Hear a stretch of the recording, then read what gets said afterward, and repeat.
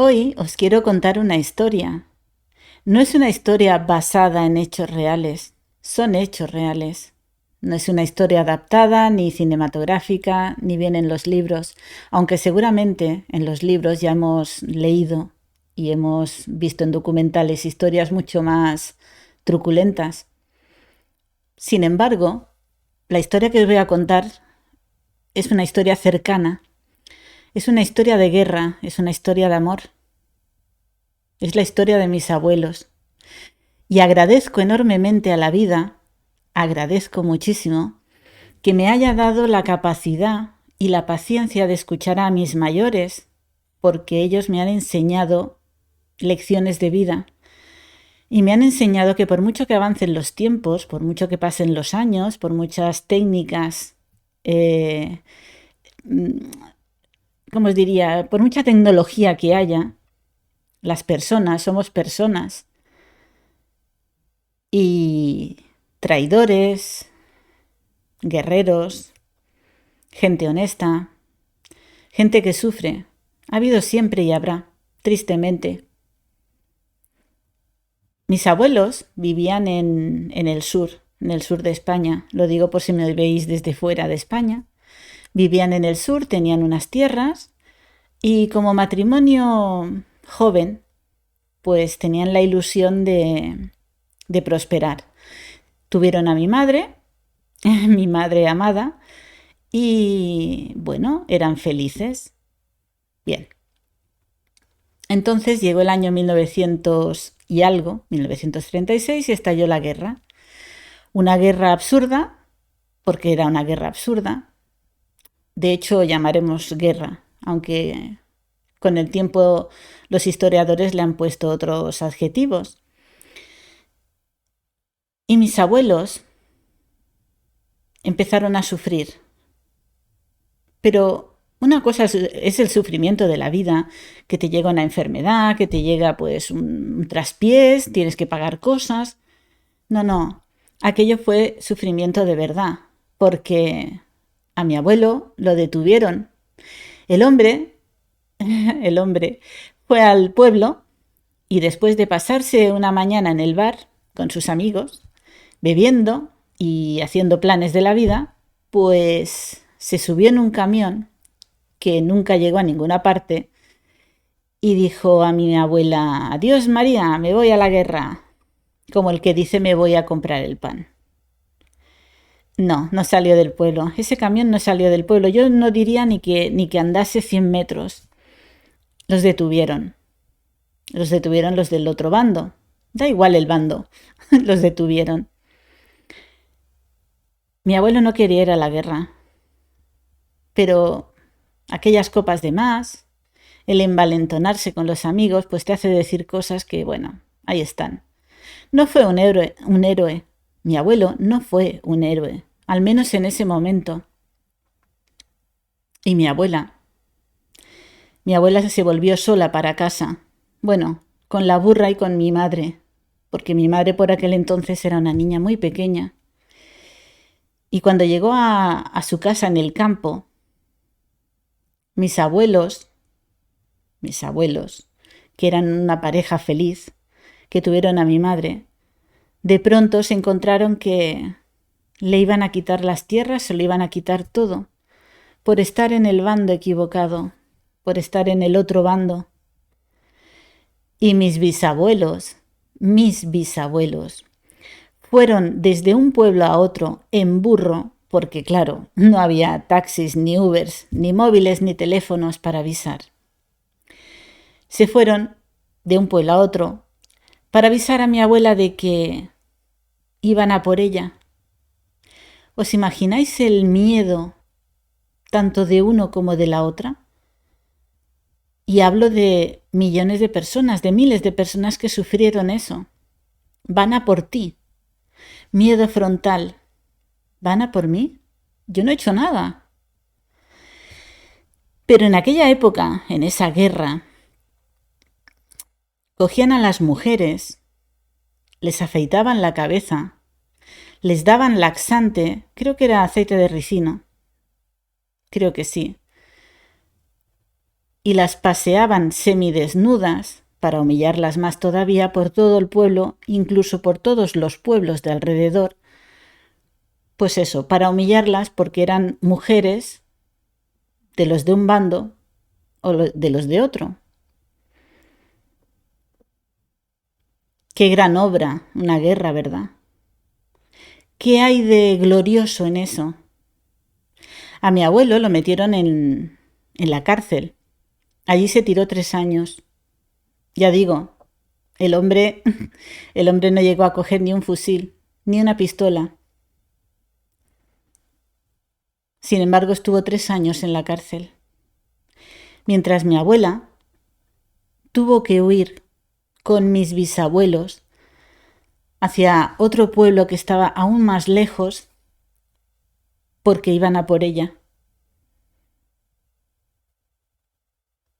¿Qué hay de honroso en eso, tanto de las autoridades como de los soldados, como de la gente del pueblo? ¿Qué hay de honroso en una guerra?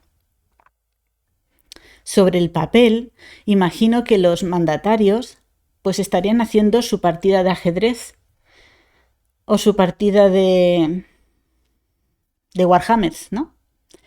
Y estarían ahí, ahora yo te ataco con este, ahora yo te ataco con el otro. Pero tocando a la tierra, tocando a la vida, tocando al día a día, hay muchas familias que lo sufren. Y mi abuela se fue con mi madre y con mis bisabuelos, mientras estuvo 3 años sin ver a su marido. Mi madre apenas conocía a su padre cuando 3 años después salió de la cárcel.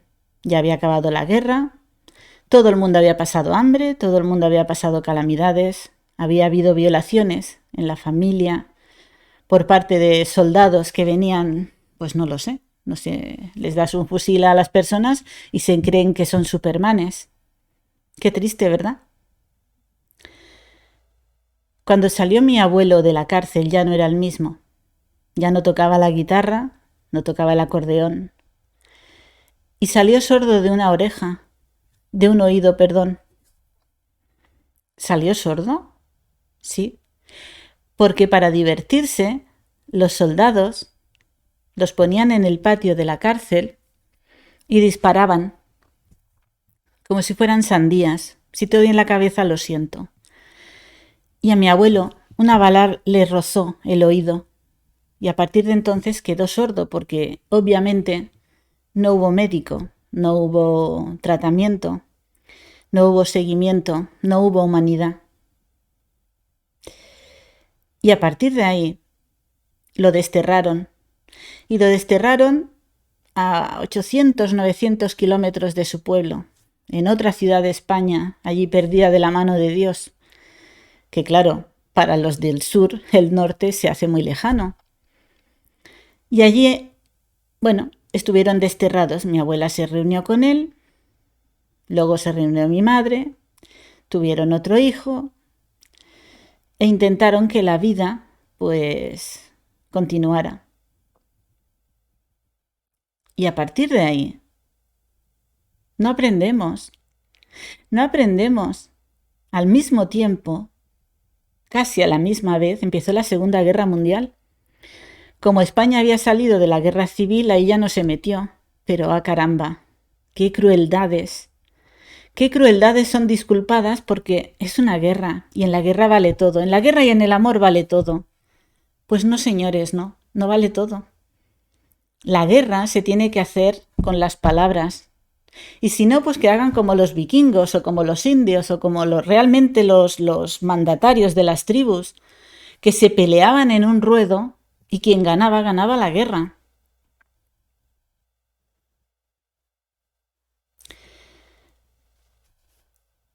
Es lo que tenía que deciros. No estoy de acuerdo con las guerras, no estoy de acuerdo con ninguna guerra. No estoy de acuerdo con mandar a nuestros jóvenes, o mayores, o maduros, a que vayan a combatir porque Cuando combates, cuando luchas por lo que crees, cuando luchas por tu vida, cuando luchas para defender tu casa, es una lucha distinta a cuando te dicen tú, vete allí y mata a otros jóvenes como tú. No estamos acostumbrados a esa crueldad, a esa violencia. Y a estas alturas de la historia, después de tantas guerras, unas guerras más calientes y unas guerras más frías, deberíamos meditar acerca de que a lo mejor tenemos que estar luchando en guerra o, ¿cómo os diría? No sé, no me sale la palabra, pero deberíamos estar más concienciados de que el enemigo a lo mejor no está fuera, no está en otro país, porque tiene el mismo miedo que tú. A lo mejor el enemigo es quien manda ahí, quien me ordena que vaya a matar a alguien. Yo no quiero matar a nadie. Yo no quiero que mis hijos vayan a matar a nadie. No han visto ni una pistola de cerca. No es lo mismo ver una película y fíjate el protagonista, qué chulo, ¿eh? Allí metido en unas trincheras pegando tiros. Con una sola bala ha matado a 5. ¡Ay, qué héroe! Eso son películas. Estuve en Normandía, estuve en la playa de Omaha y vi la playa donde hubo el desembarco. Hay una energía firme, una energía que te traspasa los huesos. Hay mucho dolor ahí. No es como en las películas. Fíjate el desembarco y los soldados y... No, no, no, no, no. Allí los soldados perdían los brazos, perdían las piernas, la cabeza, lloraban. Es una guerra, te están matando. Y no importa la guerra en general, tú estás ahí, en una batalla, estás en ese lugar y ves que a tu amigo lo acaban de matar, le acaban de abrir la cabeza o peor aún, le han cortado medio brazo y no puedes hacer nada. Cuando estuve en la playa de Omaha, sinceramente, no es que sintiera aquello porque no lo viví, pero sí que la energía se queda de alguna manera y lo sientes y lo palpas. Luego estuvimos en el cementerio americano, todo con las crucecitas blancas. Y allí, en algún lugar, había alguien explicando lo que os acabo de decir, que había niños de 14, 15, 18 años llamando a su madre, porque estaban sufriendo tanto que lloraban, que llamaban a su madre. Los llaman héroes, pero llamaban a su madre.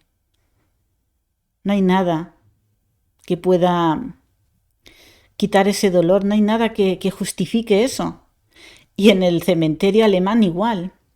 En el cementerio alemán, las placas que vimos, la inmensa mayoría de placas eran de chavales de 16, 17 años, que los sacaron de sus granjas, de su casa, como a mis abuelos, y los llevaron a la guerra. Pero luego te hacen unas películas que bueno, que arrasan en los cines. El desembarco de Normandía, el día de... No. Pon ahí, si quieres realmente ilustrar, el sufrimiento de esas personas, esos cuerpos mutilados y esas mentes que no volverán a ser las mismas. No estoy de acuerdo con ninguna guerra, con absolutamente ninguna, con ningún tipo de violencia.